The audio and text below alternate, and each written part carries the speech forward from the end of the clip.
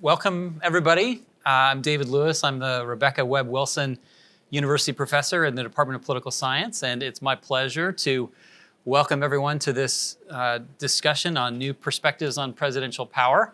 I'm delighted to have an esteemed group of scholars here on the presidency talk about their new research on presidential power and whether it can be constrained or not. Before we begin, I want to say a couple of thank yous. I want to, in particular, thank the Rogers family, Carolyn T. and Robert M. Rogers, who have generously funded the Rogers Center for the Study of the Presidency here at Vanderbilt. It's a new initiative that will be getting started in the next year or so. There's been a group of us across campus in various schools and departments imagining what this center will look like, and it's the Rogers family that has been generous and allowed this initiative to start. So it's an exciting place to study the presidency, to teach the presidency, and to think broadly about issues like presidential power. And so I want to acknowledge them. I also want to thank Shannon Meldon Corney, who put all of the logistics together for this event. She worked tirelessly to do things like make poster-sized pictures of the book covers of the books that are represented by these authors. I want to thank Josh Clinton, who's the director of the Center for the Study of Democratic Institutions, which has been a hub for political institutions research for more than a decade now, and we're thankful for the center's support in this initiative. Without further ado, I want to introduce our panelists and just tell you a little bit about them. I could go on and on, so I'm going to give abbreviated versions of their bios, and I'll do it in alphabetical order. So first, we're glad to welcome Alex Bolton here from Emory University. Alex is an assistant professor of political science at Emory University. He's an influential scholar of the presidency, of executive branch politics, and public administration. He is the author, with Sharece Thrower, of Checks in the Balance, which is a book that examines the question of whether the imperial presidency can be checked by the other branches of government. It's something that they're going to, I know, talk more about. He's the author of not only this book, but numerous articles on American politics. So Alex, we're so glad that you could join us. On the far end there is John Dearborn. John is an assistant professor here at Vanderbilt. He researches the presidency also and American political development. And he's an expert on archival and qualitative methods and brings a just really valued perspective to our study of the presidency. His dissertation was a multiple award winner. He's the author of 2 books, including Power Shifts. He's also the author of another book, which you may have seen, called Phantoms of the Beleaguered Republic, The Deep State and Unitary Executive, which he co-authored with Stephen Skowronek and Desmond King. He's also an expert on 2 of my favorite pieces of American legislation, the Budget and Accounting Act of 1921 and the Reorganization Act of 1939. Not to be confused with other reorganization acts, which didn't reach quite those heights. So, John, thank you for being here. Coming the furthest was Douglas Kriner. He is the Clinton Rossiter Professor of American Political Institutions at Cornell University. He studies presidential and congressional politics, the separation of powers, and military policy making. He's the author of 5 award-winning books, and his most recent book is up here with Dino Christensen, The Myth of the Imperial Presidency, a book that engages whether or not the public can constrain the use of executive power. He's also the author of dozens of influential articles on these subjects and is a terrific scholar of the presidency.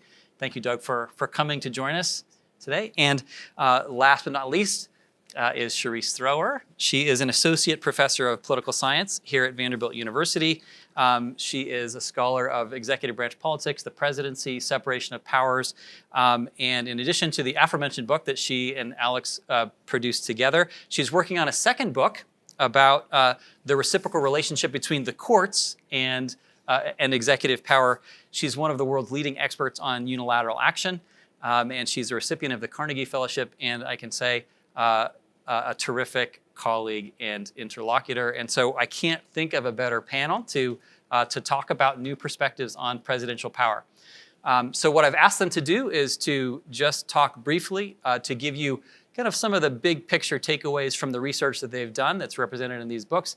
And then I'll ask them a couple of questions to get the conversation started, and then we'll open it up just for a broader conversation. So with that, Alex, you want to kick us off?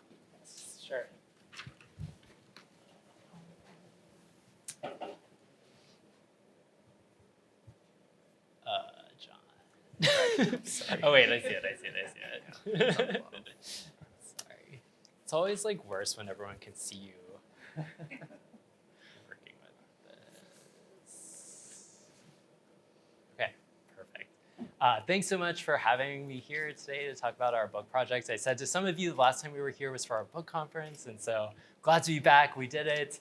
And it's good to see so many of you that were there too that were so helpful with developing this project throughout it. So the starting point of the book is really represented by what's on this slide, and it's this persistent concern about the aggrandizement of executive power in the presidency and in governorships across the country. So it's not hard to look at some of the quotes on this slide and be concerned that there's some imbalance or some problem with the separation of power systems in the United States, with particular emphasis on like overpowered executives. And there's a lot of academic and practitioner concern as well about this problem too. So you can see here quotes on the slide from Mike Lee, who argues that Congress has kind of abdicated its power to the executive, and if only they had sort of the incentives or desire to actually constrain executive power, things would be rebalanced. Other scholars like Posner and Vermeulen, right, argue there's nothing that can be done to rebalance power within the American system. And furthermore, right, this might actually be a desirable development for various reasons. Yet, when we look at the political science literature, there's kind of persistent findings that presidents, bureaucracies, governors are deferential or at least responsive to the preferences of legislative actors in their policymaking. That's across a wide variety of policymaking tools that they could use in political contexts. Even in the context, right, of unilateral action, when presidents don't need legislatures to do anything for these policy instruments to go into effect, we still see them showing responsiveness to legislative preferences in their issuance. And so that raises the puzzle for us in the book, which is, why is this the case? And so we're going to focus in particular on the institutional capacity of Congress and how that structures presidential incentives to use these power tools of the presidency and help them to decide whether or not they want to be responsive to legislative preferences. That might seem like kind of an obvious explanation, right? Like deference to legislative preferences must come from the legislature itself. But scholars of Congress, right, have raised doubts about whether Congress has the institutional wherewithal to like actually motivate itself to act against presidential power. We know that supermajoritarian policy-making institutions and legislatures combined with polarization can conspire to sort of hamstring the Congress when they want to actually deal with executive power. And because of this, right, people have discarded Congress or turned to other institutions or factors to explain why we see any executive constraint, whether that be the courts, right, or public opinion or other things. So in this book, we're not totally ready to move beyond Congress, but we do have to take into account these really serious questions about its institutional role and the challenges that it faces, particularly in lawmaking. And that's what led us down the path to think about, what do legislators need to actually be able to constrain executive power? And so in the book, we argue that there's two things that are necessary. The first, right, is the will to actually constrain executive power. And so when we think about that in the context of our work, we're usually thinking about sort of different conflicting policy interests between Congress and the president, right, or the governors and the state legislatures. So that's the first kind of ingredient that's necessary. The second is going to be the ability, the capacity to actually move to challenge executive power. And so in the book, right, we're going to argue that there's two types of capacity, two domains of capacity that legislatures need to be high on if they're actually going to be able to strike back at the executive. So the first is that they need policymaking opportunities, which we call policymaking capacity, to actually insert themselves into the legislative process. So that might be creating statutes, but just as importantly, it might be using non-statutory tools that can impose costs on executive branch actors that have taken actions against the preferences of legislative majorities. And those non-statutory factors are going to be really important, particularly in a context where passing laws is quite difficult, like it is today. So there's three key questions, right? The first, what do legislatures need? That's where our new concept of legislative capacity sort of comes to the fore in particular. And we argue that that has dynamics that are going to change whether Congress can constrain executive power ex ante and ex post. So ex ante, do things like write constraining policies that will hem in the executive when they want to implement policy. And ex post, things like oversight and checking whether or not their preferences are being respected in the legislative process. And then the second question that we ask is, how does this legislative capacity actually shape executive incentives for using unilateral power? And we focus on unilateral power because in some ways it's a really tough case for finding the effects of legislative capacity. When presidents and governors engage in unilateralism, like issuing executive orders, they don't need Congress to act in order for those orders to take effect, right? And so if we see that presidents and governors are responsive to legislative capacity in the domain of unilateralism, then that suggests that capacity kind of has really important implications throughout the separation of powers system. And so what we argue is that when legislative capacity is low, when Congress and legislatures don't have the ability to engage in those ex ante and ex post constraining mechanisms, executives are going to have a pretty free hand, and they're going to be able to use unilateral power to get around the preferences of Congress, particularly when they're opposed to the president. However, when capacity is high, we're going to expect to see executive constraint. So just to give you a sense of like what the book looks like, in the first part of the book, we're going over sort of this argument that I just made in brief, and looking at sort of the historical development of congressional capacity and asking like, why doesn't Congress just increase its capacity, right? If it feels like it's falling behind the executive.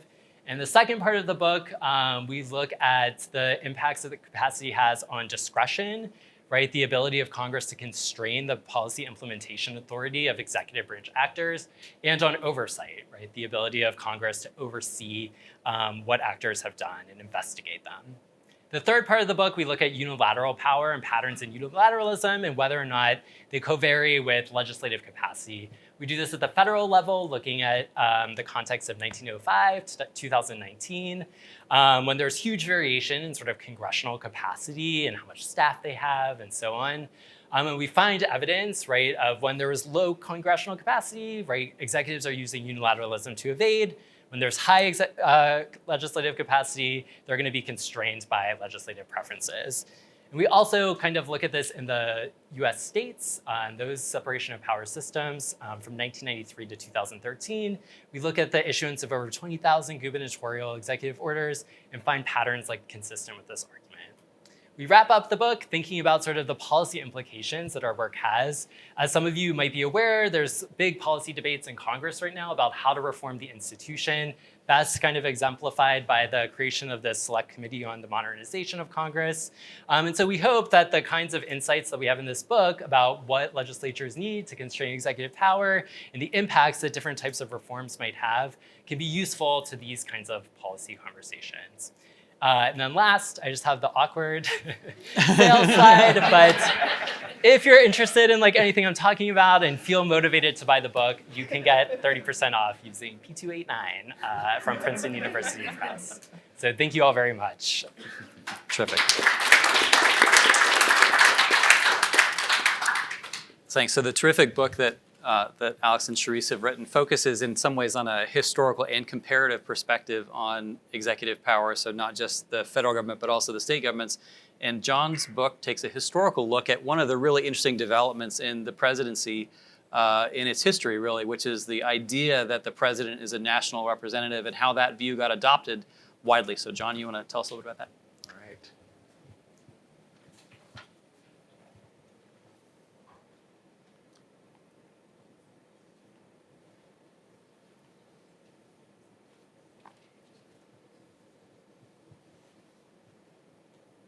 All right, well, hi everybody. Thank you all for being here today. Thanks so much to Sharece and Alex and Doug and Dave for being part of this absolutely amazing panel.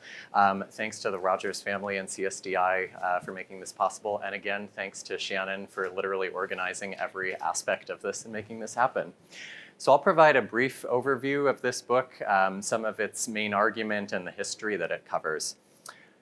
What I want to start with is to explain a little bit about a phrase in the subtitle, this idea of presidential representation that Dave referred to. So today, political observers often judge the performance of the president by this deceptively simple idea that because the president is elected by everybody in the country, that they are likely to represent the national interest and pursue policies that are for the good of the nation as a whole. Of course, we all know that presidents are going to fall short of that exalted standard. They're partisans, they have to forge electoral coalitions. But in recent years, we've seen in media portrayals that this idea has been seriously doubted, as the two examples on this slide show. So for example, in 2018, a piece in The Atlantic questioned whether any man or woman could possibly represent the varied competing interests of all Americans. And in December 2020, in an editorial about the election of Joe Biden, the New York Times noted that the idea that the president represents everybody was a soothing bit of uplift, but it questioned whether in a nation that is so starkly polarized, that idea really meant anything at all anymore. This wasn't always the case. While this idea may be doubted today, it was once political common sense. And to demonstrate that, I want to use this cartoon from January 1937, which gives us some insight into what presidential representation claims. So there's a couple of features about this cartoon I'd like you to notice. This is obviously drawn from the Noah's Ark story. So the first thing is at the top of the cartoon, there is an impending challenge to the nation. It's going to rain, there is a flood coming. So Congress is tasked with responding to this challenge by building an ark. However, in the lower left-hand corner of the cartoon, there are various special interests that are trying to distract Congress from the necessary work of building this ark. The only figure in the cartoon that is singularly focused on the task at hand is that of the president, FDR, here portrayed as Noah, who is telling Congress, pay no attention to those special interests, let's get on with the job. So this was the status of the idea, I would argue, in the 1930s, that it was a sort of political common sense that was widely believed in. And this is significant because our evaluations of presidential representation that focus so much on the performance of the occupant of the office miss the most transformative impact of this idea, and that is its role in the creation of the so-called modern presidency. Congress created the institutional presidency in the first half of the 20th century. It passed to another branch authority that had seemed securely vested by the Constitution and the legislature. My book shows that congressional endorsement of this idea that the president represents the national interest was an essential precondition to the choice of new institutional arrangements that bolstered the presidency, and also to the durability of those reforms. And these are the research questions I address: why Congress creates the institutional presidency and why it reconsiders it several decades later. My argument throughout the book is that legislators were influenced by the perceived validity of this idea, whether they believed the president really could feasibly represent the national interest. So a brief overview of the chapters of this book. The way that I set this up is I study 5 policy areas in which presidential power was changed over time. So these are budgeting, trade, reorganization, employment, and national security. And I do this over 2 periods. So the first is between 1910 and 1949, when Congress is developing this new institution. And the second is between 1970 and 1984, when it's reconsidering it. So I want to briefly highlight some of the assumptions in several of these laws and how they connect to this idea. The Budget and Accounting Act makes the president responsible for submitting an annual budget to Congress, and it creates the Bureau of the Budget. Its core assumption is that the president will propose a budget more reflective of national needs than would members of Congress. The Reciprocal Trade Agreements Act gave the president authority to make bilateral trade agreements with other countries. It assumed that the president was more likely to pursue free trade and lower tariffs than would localistic legislators in Congress. The Reorganization Act of 1939 gave the president some authority to reorganize the executive branch. And it was based on the idea, again, that the president was more likely to do that than members of Congress who might be swayed by the interests of particular bureaus. The Employment Act of 1946 makes the president responsible for submitting an annual economic report to Congress and creates the Council of Economic Advisors. And its assumption was the president would best take into account the needs of the nation as a whole. The National Security Act is a little bit of a contrast case in this book. It's based on a different idea, ultimately, and that is the president's role as commander-in-chief. And this proves significant in part 2. So this institutional presidency that was created was consequential. Cumulatively, it enshrines in statute an expectation that all presidents are going to be leaders, that they're going to propose laws, that they're going to try to guide Congress to nationally oriented outcomes. But the idea comes into question in the late 1960s and early 1970s. The Vietnam War, the Watergate scandal, all of these cause the public and especially members of Congress to wonder whether this idea was valid anymore. So in the same policy areas, we see Congress try to reclaim some of its authority in budgeting, in trade, in reorganization, and in employment. In each of these areas, they're able to get some authority back to the presidency, or in some cases, to sort of create their own new processes, like the congressional budget process. In some areas, they do away with presidential authority entirely, like in reorganization.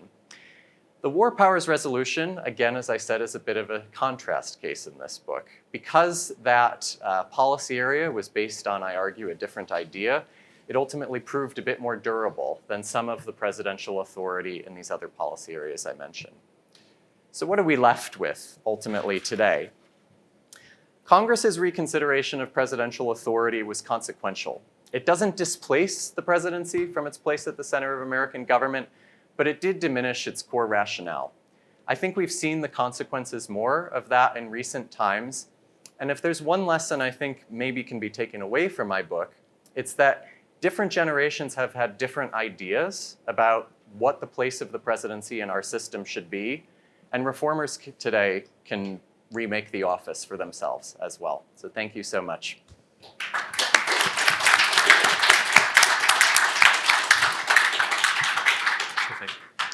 Thanks. Well, we've had constraints based on ideas, constraints based on separate institutions, and Doug and Dino's book focuses on the way that the public may or may not constrain the imperial presidency, the growth of presidential power. Thank you so much for having me here to Vanderbilt. Thank you so much to Alex and Sharece and Dave and everyone. What an exciting time to be studying executive politics, to be here at Vanderbilt with a great group that's here, to meet all of the graduate students doing such interesting work in executive politics. It really is an exciting time to be working in this realm, which isn't always something I think you could have said about executive politics 40, 50 years ago. So, what a real treat to be here. So, yeah, here's my version of Alex's second slide, right? More compact. The conventional wisdom is pretty clear, right? That we have had rising unilateral power. And I think actually you get another rationale for it in John's work as well. That sort of, as that idea of presidential national representation went away, presidents have to look for some other justification. Where do they look? They look to Article 2. They look to the vesting clause. And what is the main power that you get under the vesting clause and this idea of a unitary executive? It's to tell the executive branch what to do. And so unilateralism sort of can be thought of as a real imperative that logically flows out of this shift in ideas. So nice real speaking to each other of the work. So for a long time, I think the dominant theoretical paradigm that we used to think about unilateral politics was taken from and adapted from Cradle's pivotal politics model, right? So we've got our gridlock interval here. Any status quo policy in there can't be moved. Presidents, you are out of luck if you find yourself having promised to get a lot of legislative action on policies that are within this gridlock interval. But then along comes Howell's model in 2003 and Moe and Howell before that says, look, everything that sort of made life so difficult for presidents legislatively may actually redound to presidents' advantage when acting unilaterally. Because the same things that make it hard for Congress to actually proactively change policy and do what presidents tell them to do is going to make it awfully hard for Congress to undo something that presidents do on their own. So we would argue, Dino and I would say, all right, the main expectation that should flow from this is that presidents should be using unilateral action a lot to deliver as much as they can to move policy as far to their preferences as they're possible within the framework of the model. So counting executive action is really hard. We don't want to use just executive orders. We want to look at memoranda. We want to look at all sorts of different things. Here's one effort to sort of cast a fairly broad net. This is all EOs, memoranda, and proclamations. That seems pretty consistent with the president should be doing a lot of it, but there is the proverbial, how do we separate the wheat chaff. We could have 20 minutes just on that. One way is to sort of look at what gets even a very small amount of media coverage. And the answer to that is not a ton. So maybe there are some of these other things that are really important and we're not capturing it, but there is this sort of general thing that we would argue, the most surprising thing here about unilateral action isn't how imperial these guys are, but it's why aren't they doing more? The Rolling Stone had this pretty nice in their headline, right? Progressives have laid out a plan to save the Democratic Party and make the democratic socialist utopia that we all want to live in. But why won't Biden just do it? Again, some sort of censoring. So maybe this is some norm of institutional forbearance or whatever. I'm very skeptical of that. I think there has to be some other sort of political reason. So I'm not going to say that ours is the only constraint by any means. We've got people that are studying the bureaucracy and bureaucratic constraints. After all, when we teach Newstat and we teach bargaining, we often are thinking about it in terms of presidents bargaining with Congress, but most of the book is about presidents bargaining with other members of his own administration, trying to get them to do what it is that they want them to do, and they're all dragging their feet and causing a ton of problems for presidents. So there's that. Alex and Sharece's book, right on there on the different types of statutory and non-statutory constraints and methods of pushback that Congress can do to make presidents' life miserable. So even though Congress might not be able to reverse an action, there are still good reasons that they might want to be thinking about what Congress can do and to adjust their exercise of unilateral power accordingly. We look instead at public opinion as another piece of this puzzle. So 3 main questions. The first one is just how do Americans think about unilateral action? Not a lot of literature on this until about maybe 6-7 years ago. Second, I think Congress is really important, as are the courts. But I want to think of another way in which they might be influential, which is how might they affect what public opinion or how public actors think about what presidents are doing when they're using executive action. And then finally, probably the most difficult part, and maybe the one you'll find most unsatisfying in the book, but we try, is does public opinion really constrain executive action? So on this thing about how people think about unilateralism, what I think is the most important question is the public constraint automatic? Do people sort of look at executive action and say, I don't know much about American government, but I remember some bit of high school civics, and that's this thing called the separation of powers. Presidents propose, Congress dispose, whatever, but they shouldn't be just changing the law. So we conducted a bunch of surveys, 10 different experiments, all embedded on national opinion surveys to assess sort of the relative influence of 3 different factors. Constitutional concerns, just sort of unilateralism, ipso facto bad, and I'm going to push back when presidents do this, versus partisan cues and policy preferences. I will spare you as much as possible, but just to give you one quick flavor, we have a couple of different ones that we call means versus ends experiments. Do people care about how presidents pursue the goals or only what they do, or what the executive actions do, or how they think about partisan? Is this one of my people, or is this a person playing for the other team? Really simply, these are just sort of, we give people a law treatment. Presidents are trying to do something legislatively. They're backing legislation to affect some sort of policy change. The executive order treatment, they're doing it through unilateral action, then just looking at support. So in this particular one, we looked at DACA without calling it a memorandum or an executive order. We sort of were vague on that topic. And as you can see, is there a difference? No. Democrats like it, Republicans don't like it, independents are somewhere in the middle, and neither really care about the means that are being used one way or the other. So we look at a whole bunch of these and sort of counter the Reeves and Rogowski argument. We find very little evidence that people just don't like unilateralism on its face. They like it when it's their president. They don't like it when it's the opposition. They like it, even Republicans didn't have too much of a problem with capping student loan debt. But if you had student loan debt, you really, really liked it. When you like the policy, you're sort of fine with it because you want that. And even if you tell people that, oh, Congress doesn't act, sometimes they're interpreting that as, oh, wow, the president's breaking gridlock. This is a good thing, and it makes us even more supportive. So what about another role for Congress? Can Congress sway opinion? It might seem a little paradoxical given Congress's abysmal approval ratings. So think about Congress swaying public opinion on this. But we do look at this as a possible mechanism. One of the neat things about executive action is you can criticize it on policy grounds, but you can also say, this is abuse of power. So even if people don't instinctively think of it that way, you might be able to activate some sort of underlying constitutional concern by saying, the president's behaving as a king, as John Boehner very famously said about President Obama. So again, just one experiment. This one looking at Obama's Clean Power Plan. We started off by telling people what the Clean Power Plan is and giving Obama's justification for it. Control, nothing. We had Congress objecting on constitutional grounds, which the Supreme Court later agreed with and struck it down. And we had policy criticisms too. It's going to hit you in the pocketbook. It's just going to raise your energy prices. We sort of look at these. Constitutional criticisms pretty significantly, cut support by about 15%, policy by almost 20%. We look at a whole bunch of different experiments. We look 2 presidencies. Can Congress be just as effective in foreign policy as domestic policy? We find some evidence for that. What about purely partisan opposition? Does it matter if it's only the out party that's doing it? Well, they rally their own troops against unilateral action, and they have some sway over independence as well. Source effects. Are congressional criticisms more effective than criticisms by other non-institutional actors? We find evidence that they are. What about when presidents give stronger rebuttals and get the pushback? They get the first word, the last word. We still find effects for Congress. Alternate dependent variables, and we look at courts, et cetera. But across a large series of experiments, with all of the limitations that you have in generalized open survey experiments, there's at least a prima facie case that presidents might be worried about provoking congressional reactions or even the prospects of judicial challenges in court, regardless of how it will play out, because it might undermine public support. So finally, we're left with the question of, but does public opinion really check unilateralism?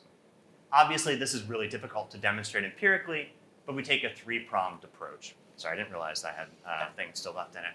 So first, we explore the relationships between presidential approval and unilateral action. So if you want to go all the way back, like the Deering and Maltzman paper and the evasion hypothesis, you might think, when are presidents going to resort to unilateralism? When they can't get what else they want, when they have low approval ratings? We actually find the opposite through a series of vector autoregressions. And that low approval ratings seem to sort of constrain executive action. We argue because presidents are most vulnerable then. They're going to get the most pushback, and they're already in a weakened political place. And they have to be worried about their re-electoral prospects or those of a co-partisan successor.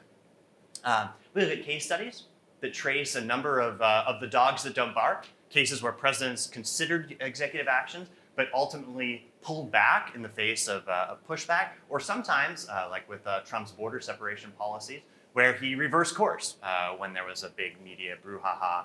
He got pushed back from his own party, public support started to nosedive, and the president withdrew. We also look for indirect evidence by looking at how the public thinks about executive action. If we're right, we say that presidents should act unilaterally when they don't expect much popular pushback. That many executive actions will be popular if presidents actually are strategically picking and choosing when they want to use this tool. President Bush, for the most part, seemed to sort of get this, right?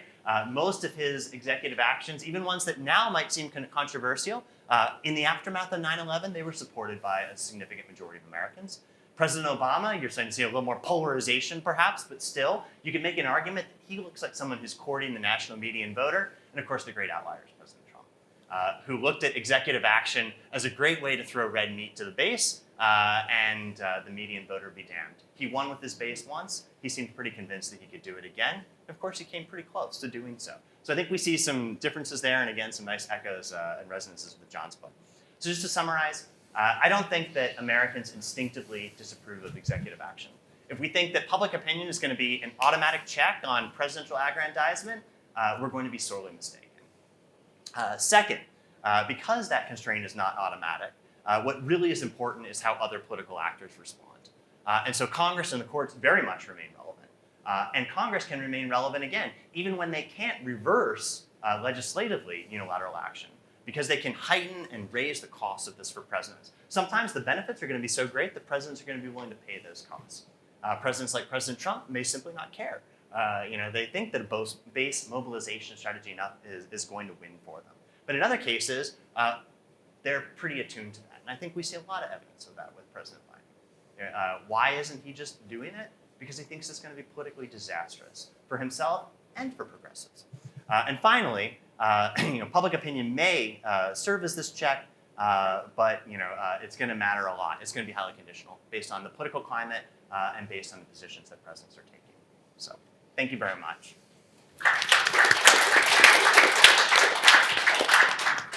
Thank you, Doug. Appreciate that. Sharece, you want to chime in on anything? I agree with everything Alex said. I don't take back anything I wrote in the book. Stand by it. Okay, great. All right, I'm going to take the chair's prerogative and ask one general question, and then we'll open it up for the audience to ask some questions. All of these books, in some ways, break new ground on thinking about presidential power, but it looks like there's a little bit of disagreement among the books in terms of whether you believe that there is an imperial presidency or not. I think the standard view that I teach is particularly starting in the 1970s with Schlesinger's book on the new imperial presidency, or the imperial presidency, or Rudalevich's book on the new imperial presidency in the aughts. Is there an imperial presidency?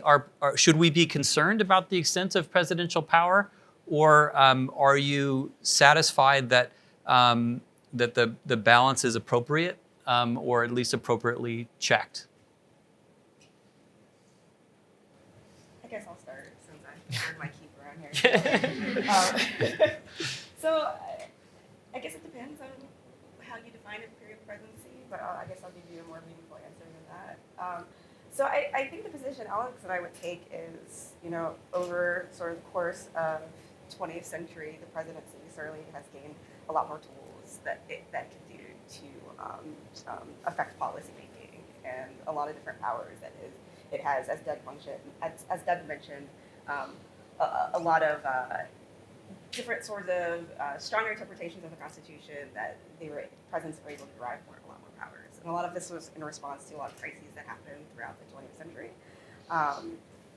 But at the same time, we have to look at what Congress can do in order to constrain that power. Now, Alex and I would argue that kind of earlier in the 20th century, when the presidency was gaining a lot of these different sorts of powers, Congress was pretty helpless to constrain presidential power. It wasn't able to keep up with the types of things that the presidency could do to influence policymaking. And that's what kind of spawned its development of its own capacity, this sort of bipartisan recognition across Congress that it was duly lacking the types of growth that presidential power saw. So flash forward to modern Congress and modern presidency. Yes, presidents still have these tools. Yes, presidents like to hold on to the power that they've accumulated. It's very hard to take back the accumulation of those powers. But Congress at the same time came around to investing in the resources and the overall capacity that it can to constrain presidential power. So I guess our answer would be presidency sure has a lot of powers, but Congress has the tools that it needs to constrain presidential power. The question is whether it wants to. And I think the questions that have reemerged recently about sort of, encroaching presidential power and things like that, we have to think about, does Congress actually want to constrain presidential power a lot of different times? So I'll leave that there. I think my perspective on this would be sort of which aspects of the presidency are imperial and which powers. So the story that I tell, I think somewhat similarly to all three of these books in its own way, is, the presidency isn't imperial in every way. So for me, some of these sort of expectations of the president in a legislative sense, the expectations of how much leadership he or she is going to exercise in getting Congress to do things, that strikes me as being at least a bit diminished since the 1970s, associated with some of the laws that I talked about. But one of the things that I pick up in the conclusion of my book is that I think, in addition to Congress pushing back on presidential power in this time period, you also see presidents start to think about, what they can do in terms of their constitutional claims they can try to assert over the executive branch. Obviously, presidents have always been interested in bureaucracy, but becoming particularly focused on trying to see what they could do through the use of administrative power. And so that combination today of doing things through control over administration, and also arguably representing and focusing on representing more narrowly their political base and their own electoral coalition, that is the part of the presidency that maybe would strike me as being more imperial now. Yeah, I think my title gives my thoughts on this away. But so in the preface to the Imperial Presidency, I think it is, Schlesinger says that what made the president imperial was the spillover of sort of imperial power in foreign policy and domestic affairs. I think that it's grossly overstated how much imperial power presidents wield in foreign policy too. They can for a time, but they'll pay a cost if they exercise it, and they all have that have wielded that. But particularly in domestic affairs, no, I just don't think so. I don't think empirically it looks that way. Even Trump with some of his actions was much more bark than bite. And so, are executive actions meaningful? Absolutely. Do presidents push as far as they can? I don't think so. I think they could push further, but a lot of times they calculate what the costs are, and it leads to a significant degree of restraint beyond what pushing some of the logic of the unitary executive that John delves into so nice at the end of the book as part of this ideational shift in American politics for what it could lead to if you want to take those arguments to their logical conclusion. Great. Well, it's a good place to start, and I'll let the audience continue with this conversation. So questions? Allison? My question is for you, Doug. I'm really excited to read the book, in part because week 10 of Introduction to American Politics, we spend a lot of time thinking about exactly this puzzle you've set up. The students like things when one president does it, don't like it when another president does it, but underneath that is a bigger question about principles. So I'm curious about, having seen all this data and thinking about it more, there's a question of principles about institutional design and then principles around policy. And I'm curious about which of those you think are more important to be principled about. That's a really good question. I would like to think that institutional design would be more important, right? That we could all sort of agree that what we want are principled rules of the game, clearly defined powers for each actor, clearly defined limits on those powers, and then that we're going to be more willing to take it, sort of if we come out on the losing side of a policy realm, as long as we follow sort of the normative prescriptions of what we want the system to look like. I don't think that's how many people look at it. That said, at least in the experiments, I think you see it sometimes in the observational data where it's much harder to tease out causal claims, of course, but that process-based claims do resonate with people. So although I sort of picked a little bit on Will and Terry in absentia here, when they say that we are in Relic, that we are sort of obsessed with constitutionalism, there's a truth to that.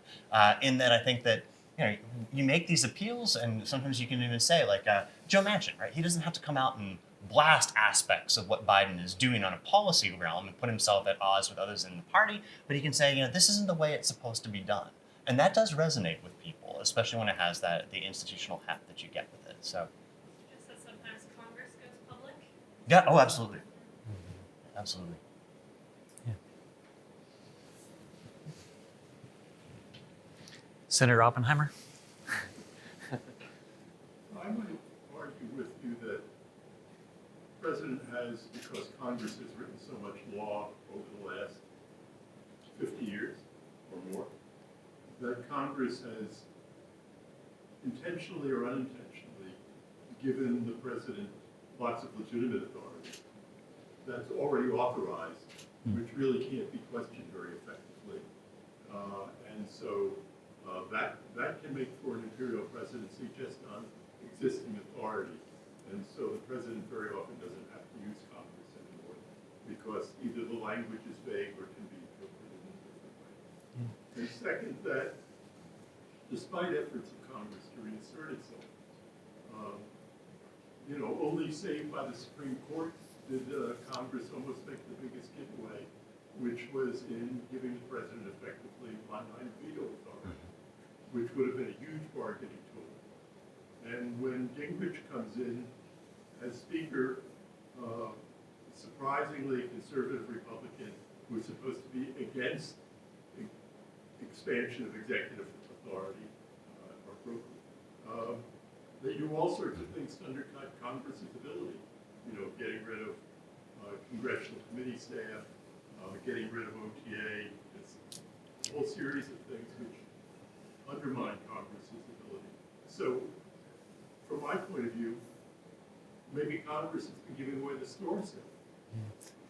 So that's probably a question for the whole panel, right? Which is that, so the question is, if there's been a ton of delegated authority to the president, we have both rule of law and we have a stronger presidency that may be imperial in some sense. So how should we reconcile ourselves to this fact when evaluating presidential power? Yeah, so I can maybe start a little bit. So we definitely recognize in the book, like there's been tons of discretion and laws that have been passed kind of for sure. And that's, often you'll see these executive orders citing laws from decades and decades ago as kind of the legal authority for which they're taking the actions. One thing we try to emphasize in the book a little bit is not only kind of that formal authority that presidents have, but like more informal discretion, the signals of discretion that they're getting from Congress over time. And so we do that in the context of the appropriations process and thinking about how Congress can use that to constrain presidents on sort of like an ongoing basis and find that that is correlated with like how much unilateralism they're doing or not, even irrespective of sort of like whatever the formal authority that exists in like the statute, the US code. So that's one thing. And then the other thing too to think about is like the ex post restraints that can come from Congress after a president acts. And that's going to be part of that calculation, I think, that Doug was talking about, right? And is Congress able to like impose these costs directly on the executive, whether it's like costly oversight or going public or some other kind of activity that's going to have to enter that calculation. Sometimes it's going to be worth it from the perspective of the president to just do it anyway. But a lot of times it's not, I think, on average. And then there's also the question too of like, is Congress just cutting, its capacity, and like, why would they be doing that? Is it to serve executive interests? And so we look at this a lot in the book and thinking about why does Congress not always just bolster its capacity? Like it surely has institutional incentives to do that. Why are they actively decreasing it, right, in other contexts? And so there we see this kind of consistent tension throughout the 20th century about the electoral incentives that members of Congress have to towards economy and not spending money on themselves, to avoid that appearance of corruption, right? The cutting OTA and the staff sizes was part of the Contract with America, like a campaign document. And that's gone constantly in tension with these kinds of individual or institutional incentives that they have to actually check the executive branch. And so there's often imbalance between those, and that's kind of more fundamental in the institution. That's always going to be something to contend with, I think. Great. I'm just going to sort of tell the panel to speak up just a little bit. Sorry. Project a little bit more.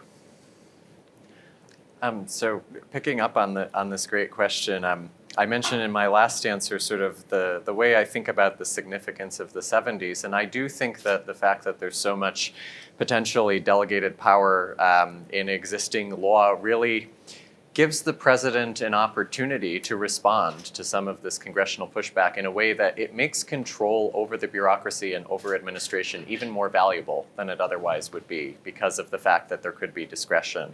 And it's significant to me, it's one of the themes that's coming up across these different books is sort of the separation of powers. And at least the way that I think about this in the last couple of, looking at the last couple of decades, is that I think a lot of presidents, particularly Republican presidents, have tried to emphasize greater separation between Congress and the presidency and less cooperation in certain aspects between the branches, particularly in the management of the executive branch. Why would that be? This delegated power, this authority that they have, arguably, they can exercise greater control of it when they truly claim it as their own and they don't want interference, as it were, from legislators over it. Yeah, thanks so much, Bruce, for the question. And your first point, especially about with the extent of delegated power, what can you not credibly point to as a legal foundation? So tomorrow I'll present a working paper in which, I remember at another conference once, people were sort of making this argument. They're like, but what about the wall? It's so terrible. It's like Youngstown all over again. Like they did something Congress forbade. I was like, right, but they did it pursuant to delegated authority in the National Emergencies Act. So we have some experimental evidence that sort of manipulates how you want to think about legal foundations and how people think about that, and do they care? And I think you're exactly right that sort of, it has created at least a situation in which presidents can point to not just an inherent Article 2 justification, but they can almost always claim that they are in the best part of Jackson's typology, right? And to what extent does this weaken any popular check, I think is a really interesting question. I don't think it does much, but let's see what you think of that, Dana.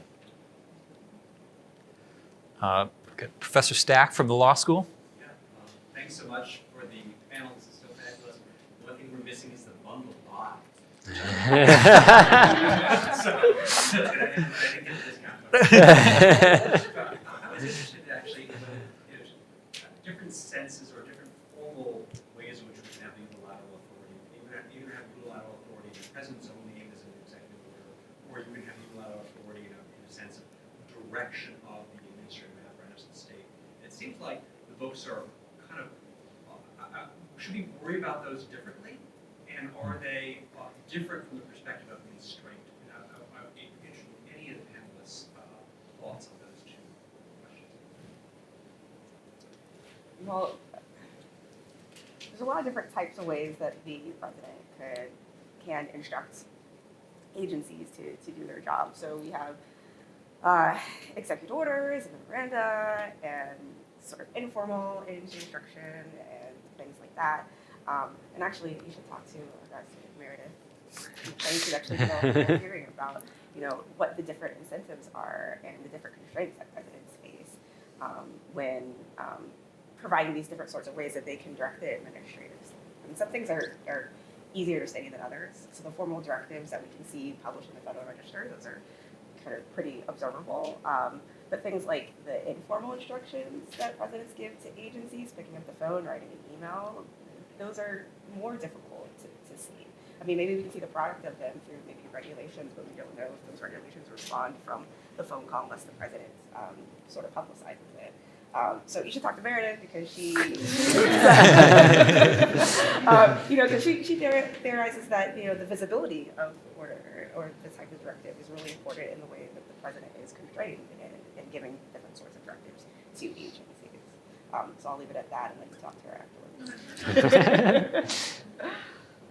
I have a little bit of a thought on that question as well.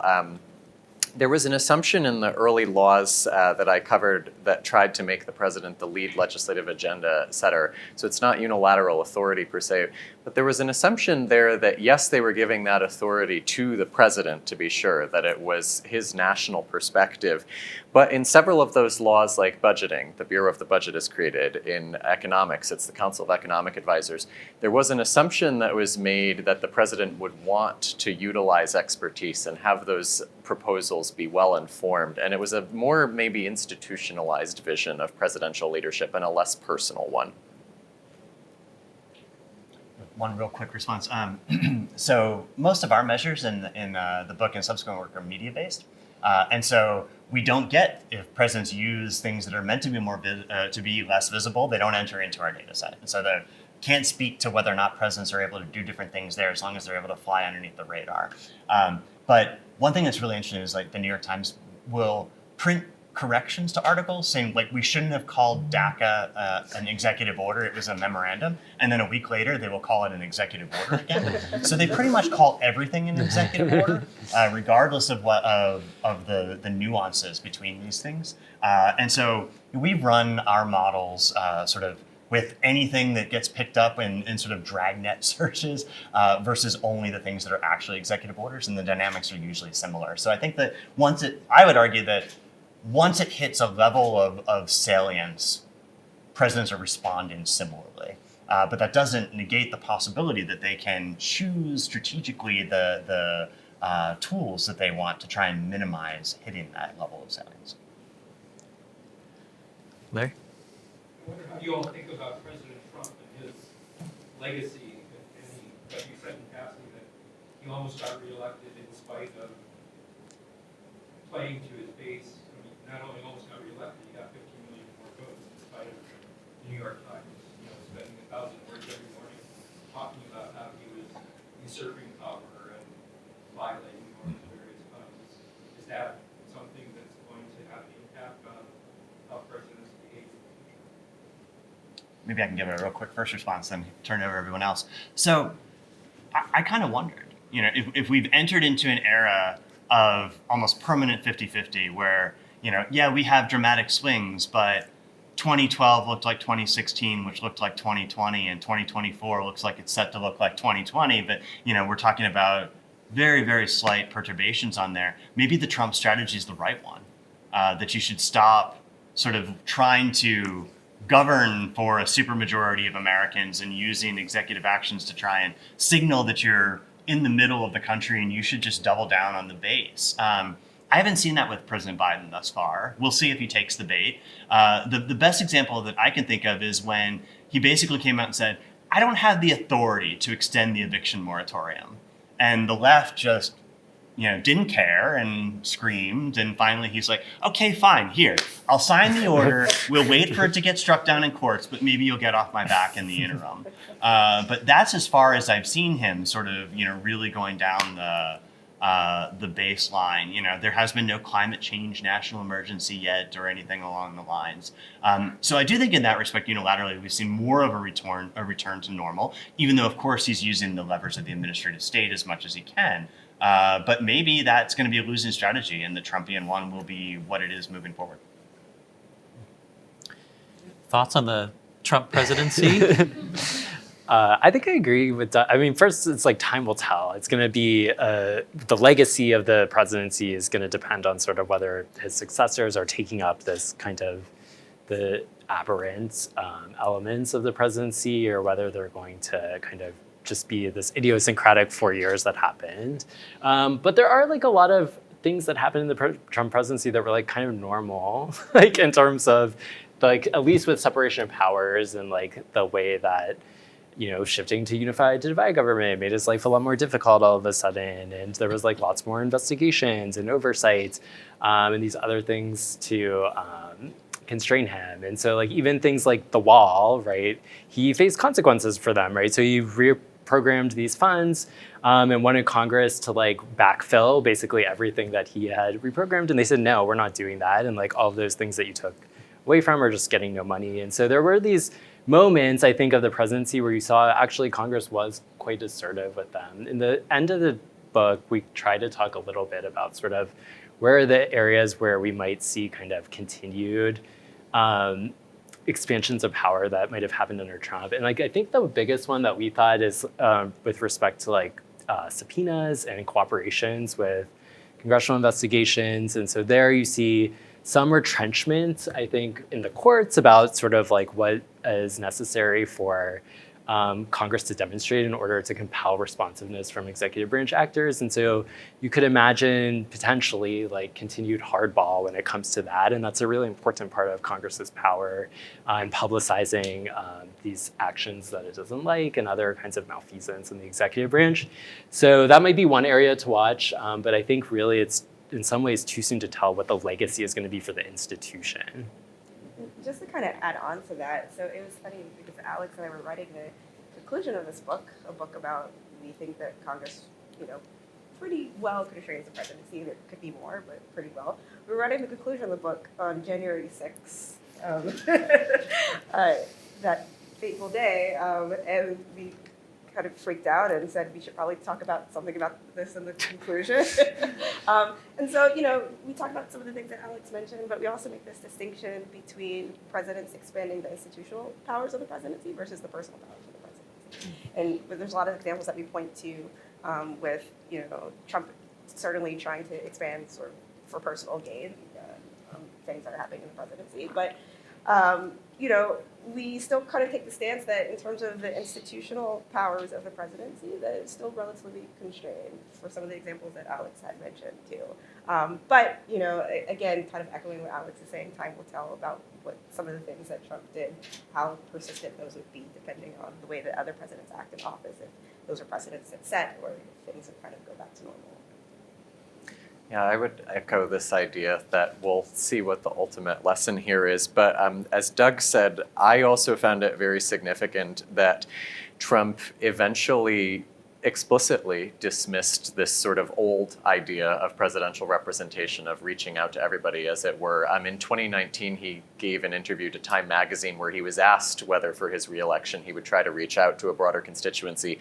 And he said, "My base is so strong, I don't think I need to do that." So what I think Trump recognized that maybe prior presidents didn't is this idea had been somewhat diminished. And again, all presidents fall short of it, but George W. Bush, Barack Obama, they all invoke it at different points. Trump actually dismissed it. And so now the question looking forward is, does he again provide a potentially alternative vision of the presidency that is maybe narrower base representation, engaging in administrative or unilateral action to represent that base? And Biden, on the other hand, of course, is actually reacting potentially very strongly against that. He's invoked presidential representation quite frequently, I think more than some of even his predecessors had.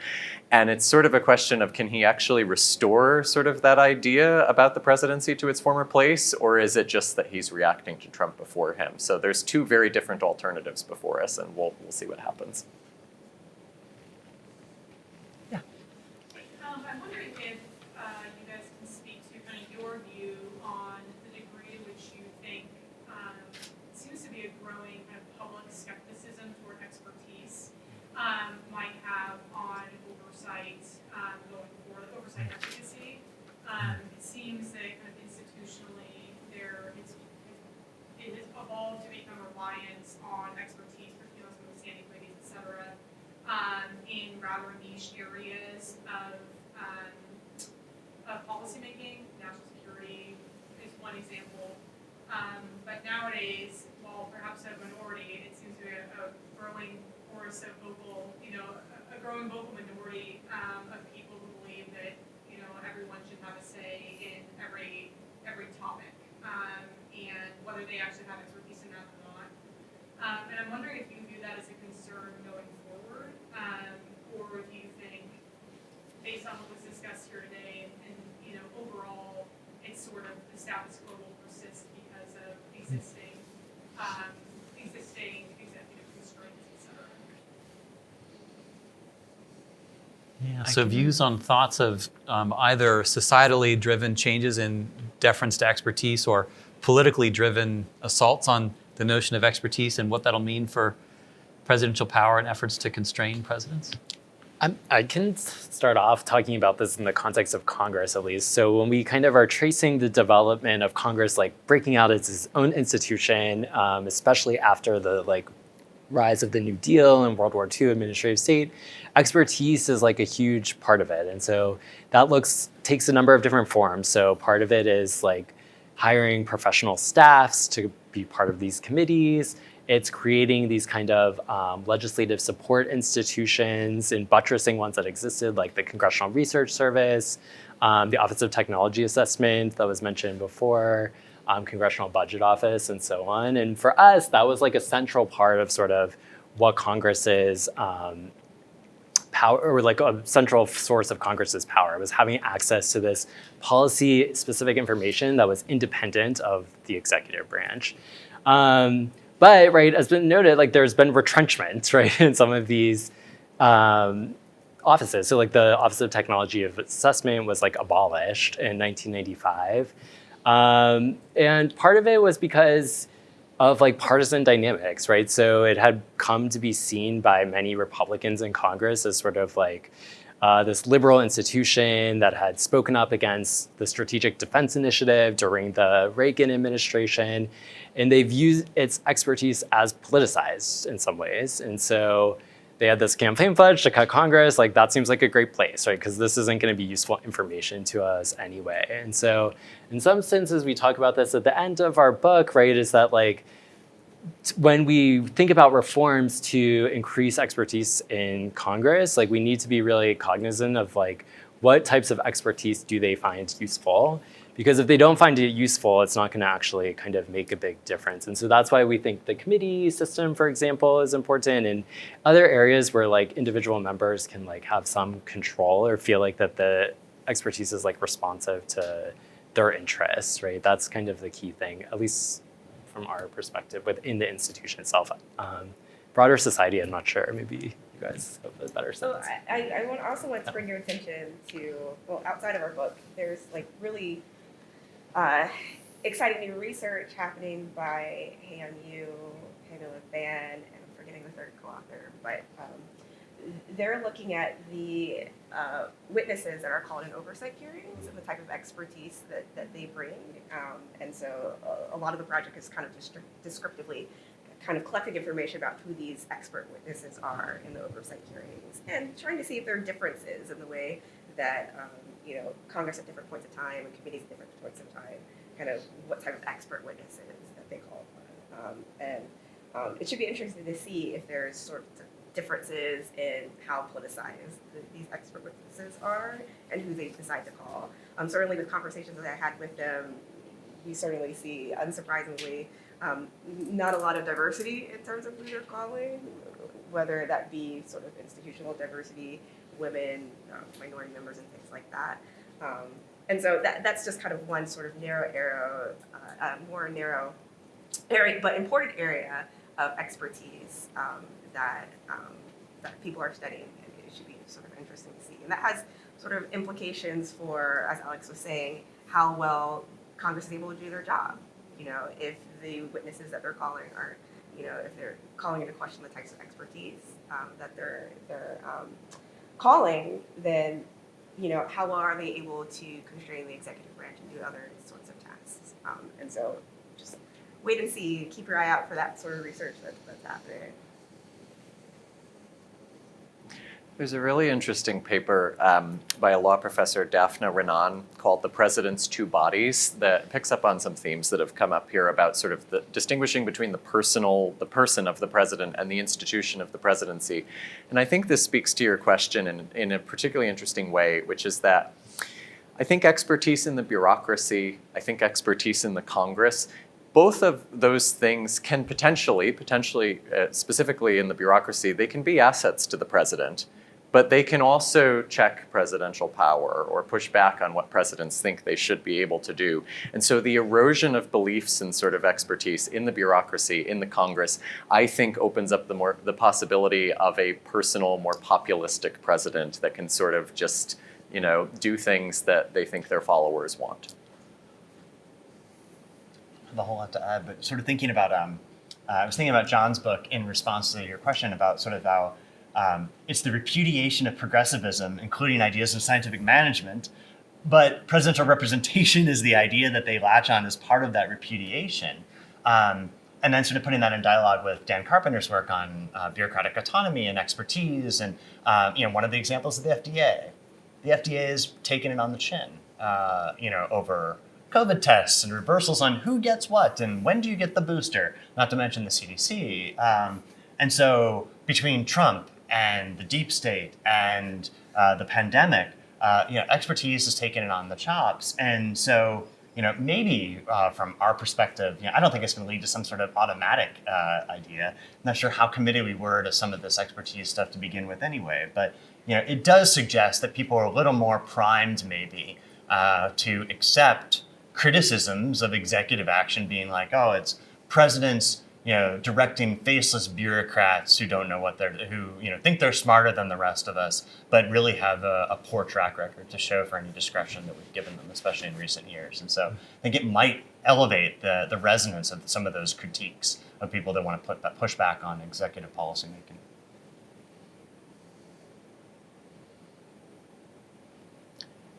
I want to interject here with a question and a sort of proffered idea from another sort of common work here. So, John, you said the previous president said, "I'm only concerned about my base," and you said he's sort of given up on the idea of national representation. And I guess some people would push back on that and say, no, he's just defined national representation differently, that the true Americans are the people that support the president, and the enemies of the country are the people that do not support the president. And then uses that kind of populist appeal, right, which is like, I represent the true people, and so anything that stands in my way democratically, like civil service or expertise or sort of judicial norms about who should be prosecuted, who not, can be sort of broken down in ways I think that implicate all of these stories about the imperial presidency. And so I wonder if you could sort of just talk a little bit about national representation in the context of sort of that idea about who true Americans, or who the national median is that needs to be responded to, or something like that. Yeah, that's a great question. So I would distinguish between sort of two different visions of maybe how presidents have thought about representation. So one is this classic idea of stewardship that Theodore Roosevelt, for example, articulated, which is that you represent the national interest. This is the version that I talk the most about in my book. But there is this other version that I've sort of hinted at, a more maybe plebiscitary version where you're thinking more specifically about your followers, that you're equating your followers with sort of who real America is, as it were. And that, as you say, anything that sort of seems like it would be in the way of accomplishing goals for your followers, such as the bureaucracy, you could castigate them as a deep state, or such as the media, you could portray them as enemies. So I think that for a lot of the 20th century, the stewardship idea, again, not always lived up to by any degree. I'm not saying that, this was always something presidents did, but I think it was a standard that people kind of expected, and certainly that political elites expected them to live up to. I often found it, quite frankly, surprising, the degree in the archival record, whether it be in political science textbooks or journalism or the congressional record or congressional hearings, private letters, the amount of times this stewardship conception of the idea was invoked sincerely by a lot of these actors is kind of remarkable. But I think, again, since the 1970s, you see that this sort of plebiscitary vision is increasingly attractive. And I think that's the key distinction now between these two visions. Yeah, Larry? How would we know if presidents have the right amount of power, the right kind of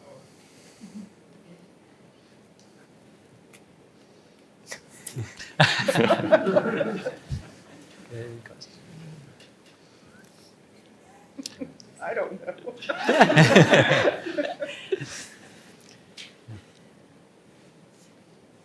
Yeah, this is something we grappled with too when we were thinking about the end of the concluding chapter, right? So we find we kind of are, this is going to be unsatisfying, but we dichotomize everything into sort of constraints or evasion. But the relevant question that might be important, and is definitely important for thinking about sort of these reforms that are going on right now, is the degree of constraint, how much do people want to see in the political system. And so one possibility, right, is that these reforms are going to sort of recalibrate that. And the fact that there's such broad buy-in for them within Congress itself suggests that right now, even though we see these patterns of constraint across all of these different areas, there's some widespread sentiment that the president is overpowered. I think you definitely see that in sort of the media and things like that. And so one possible answer is it depends what the public in a democracy thinks about the kind of proper degree of powers. And maybe that's going to be channeled through Congress, but only in a fuzzy way, right? Because we know that congressional policymaking is fuzzy often. I don't know. That's my shot at it. Title of the next book. Yeah. Let me try and answer with an example of one that sort of does rub me the wrong way.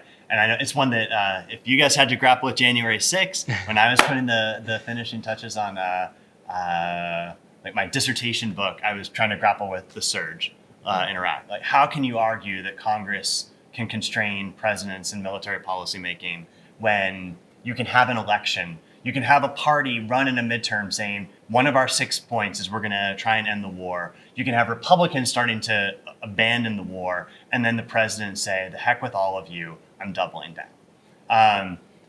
And so I think there were reasons for that, right?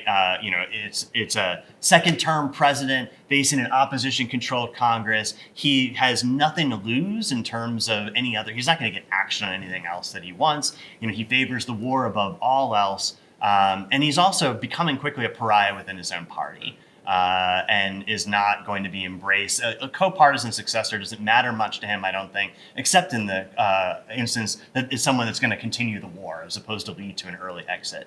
So if presidents are routinely able to do things like that, they're pursuing policies that are explicitly disavowed by the electorate, that are against the will of Congress, even if they can point to statutory or constitutional justifications for what they're doing, and able to do that with regularity, then I would be concerned if that is not the exception to the rule. But I think that empirically, such cases are relatively rare. That's not a satisfactory answer by any stretch of the imagination, but it's the best I could come up with. And while Alex was talking.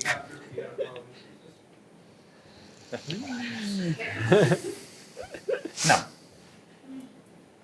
One interesting thing to that question about a parliamentary system is, in a way, that is what some of the progressives that were thinking about reforming the presidency were sort of not trying to get to exactly, but trying to at least approximate. And what I mean by that is they really thought that, well, if we could get the president to be an agenda setter, the way that a prime minister is in the parliamentary system, this would ultimately lead to greater cooperation between the branches. And again, around a shared vision of, we think in these policy areas, such as the ones that I talk about, that it will lead to a better focus on the nation as a whole and less on sort of local districts or states.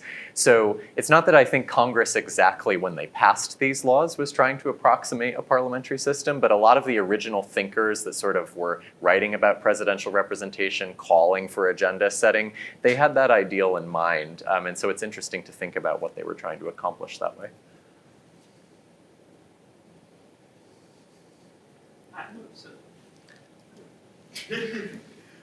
So my question's about, like, is Congress stuck between a rock and a hard place as it pertains to, like, administrative delegation? Because on the one hand, what you have here is, like, John, you're talking about how the president is, imperial with respect to the administrative state and, like, can use this to advance their own interests. Doug, you're mentioning how the public's really concerned that, presidents are overstepping their boundaries and it evokes like a constitutional perspective. So like you talk about the power plan. Sharece and Alex, you're talking about, Congress has a really hard time because it doesn't have free capacity. So the more it's delegating, the more, oversight it's going to have to do and everything. And so we have an administrative state that's really hard to manage, but is also feeding into the imperial presidency. On the flip side of this, a lot of those programs are really popular with people. Doug, your work shows that like when the president's using these powers and people like what the president's doing, people like it. I assume the Congress people want to see the president also succeed.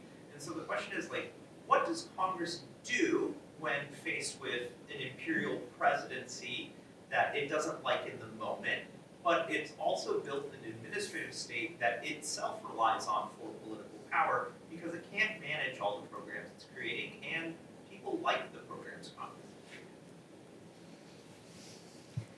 creating. I mean, I guess this seems like the classic trade-off for delegation, right? You need to delegate because Congress just can't do it all, but the executive branch, right, can just take it way, further than what Congress intended.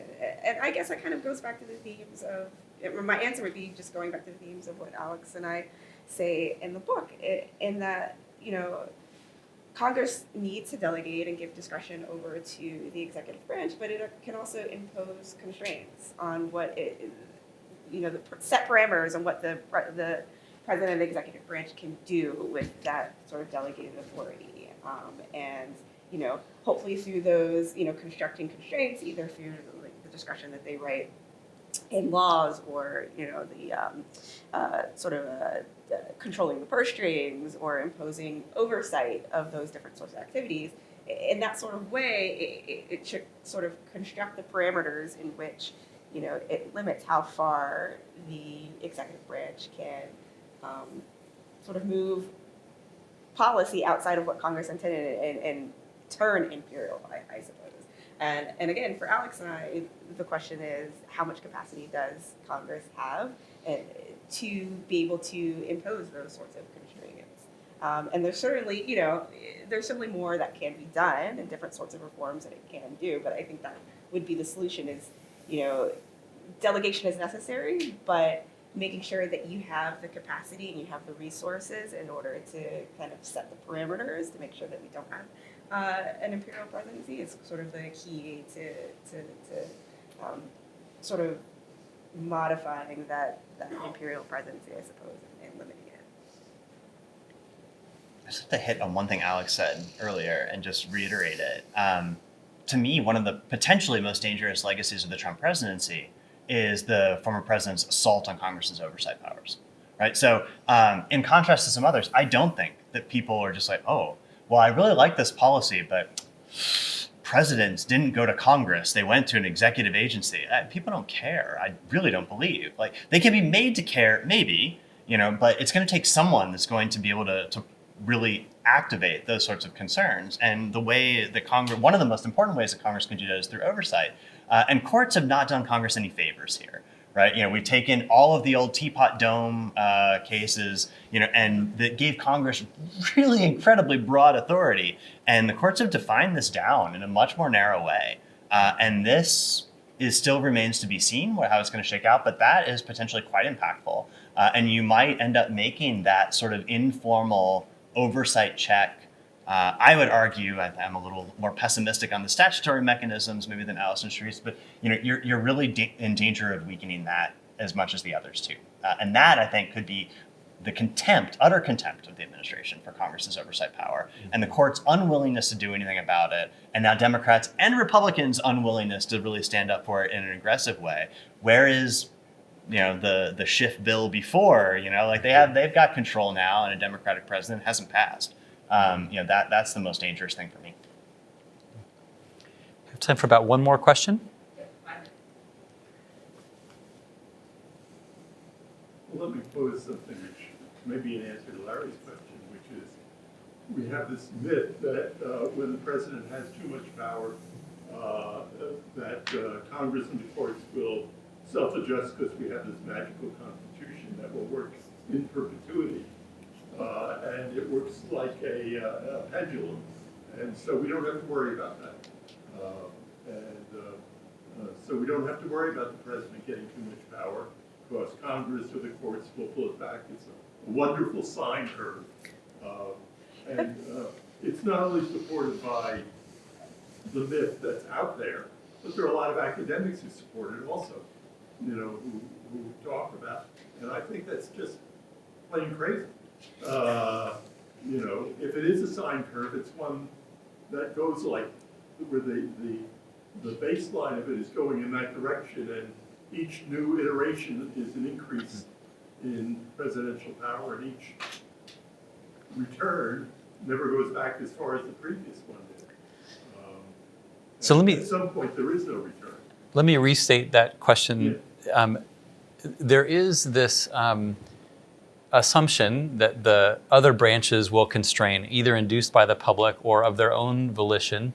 And but the comments that you make sort of raise some questions about whether they're up to the job, right? So, for example, Congress has, or the House has, half the professional staff on its committees that it had in 1980. The courts, as Doug said, have been reluctant to enforce Congress's ability to conduct oversight.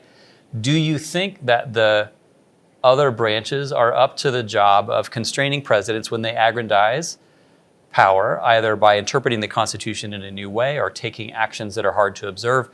Are you confident that the other branches will stop presidents when they assume power, or are we in a world where it could not snap back the way that Bruce suggested?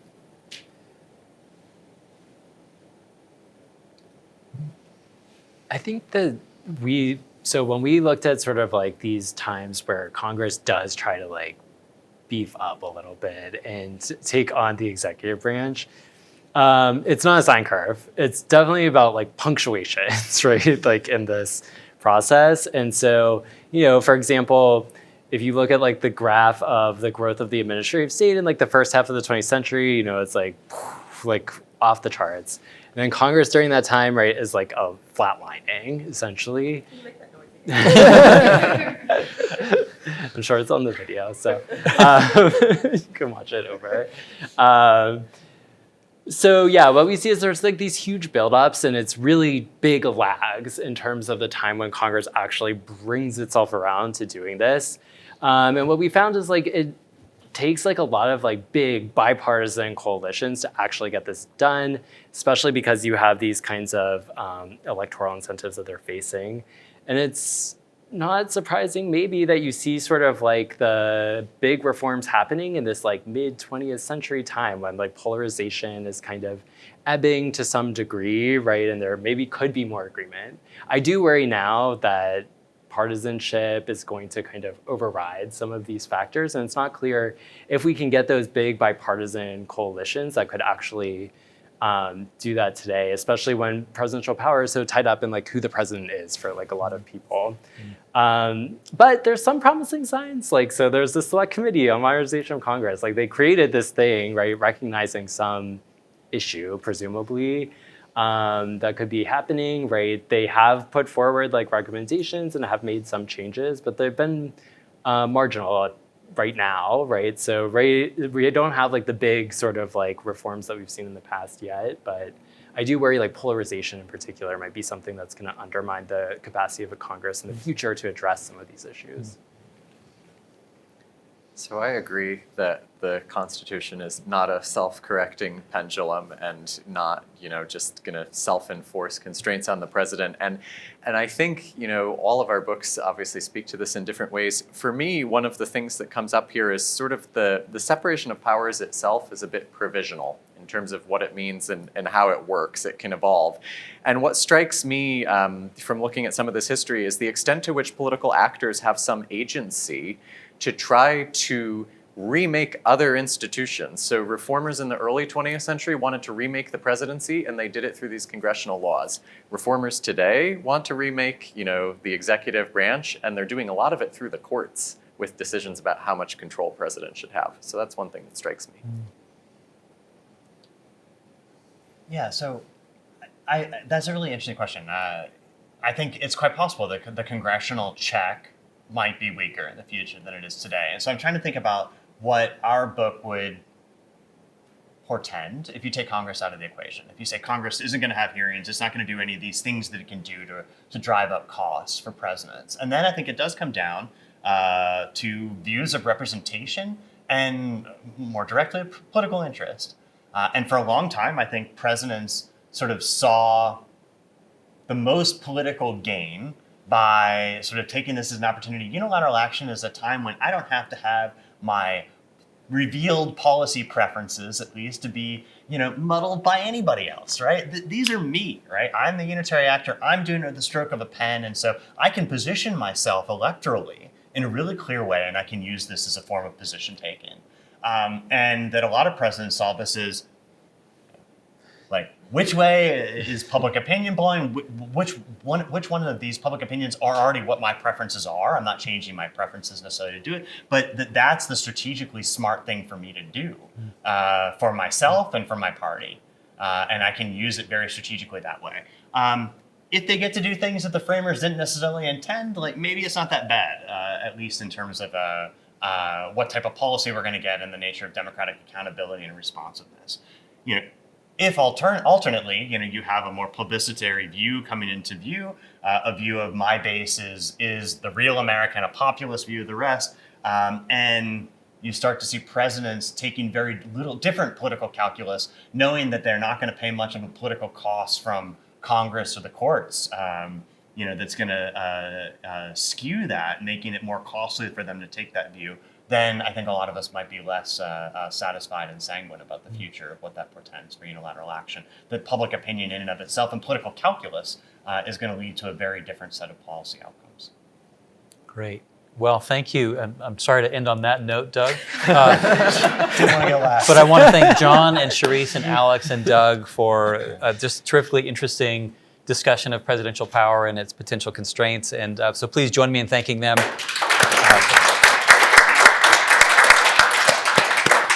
And the discounted books are available, and there's a flyer on the back with that information. So thanks to you. Thank you. Thanks.